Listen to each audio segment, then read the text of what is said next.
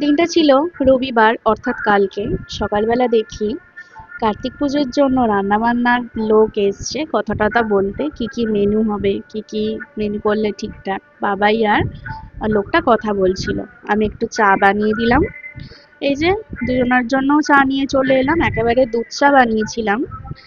ওটাই আমি আর বাবাই দুজন মিলে খেয়ে নিলাম, একটু বেশি করে বানিয়ে নিয়েছিলাম। আজ সকাল থেকে একটু তাড়ার মধ্যেই আছি, কারণ বাবাই আজকে ডিউটি যাবে। আজকে যাবে, আবার কালকে সোমবার চলে আসবে বিকালে। এই যে দেখো, আজকে লাউ দিয়ে আলু দিয়ে বড়ি দিয়ে একটা নিরামিষ তরকারি। আজকে তো চোদ্দ শাক খেতে হয়, চোদ্দ শাক ভাজা রসুন ফোড়ন দিয়ে, আর মাছের ঝাল, এখানে গরম ভাত আছে। এখন আমি বাবাইকে খেতে দিয়ে দেবো, কারণ একটু পরেই তো বাবাই রেডি হয়ে বেরিয়ে যাবে। তোমরা সবাই জানো আজকে তো ভূত চতুর্দশী, আজকে চোদ্দ শাক খেতেই হবে। আর আমি এই শাকটা একটু রসুন দিয়ে ভেজেছি বলে খুব সুন্দর টেস্টি খেতে হয়েছিল। আর এই মাছের ঝালটা কিন্তু বাবাইয়ের দারুণ লেগেছে।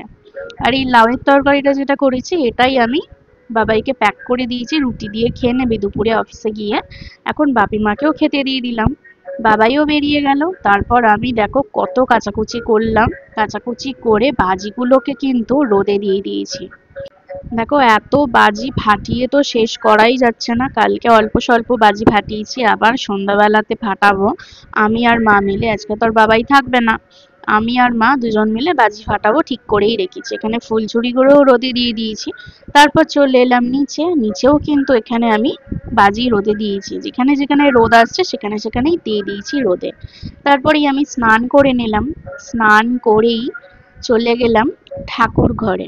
আমার সোনা বাবুটাকে খাবার খেতে দিতে হবে। আমি তো ঠাকুর ঘরে রোজের যাই, গিয়ে সোনা বাবুটাকে চুমু খাই, আদর করি, এটা আমার রোজের ডিউটি। দেখো ঠাকুর পুজো আমার হয়ে গেছে। তারপরেই দেখো বাপি একটা কচ্ছপ এনেছিল।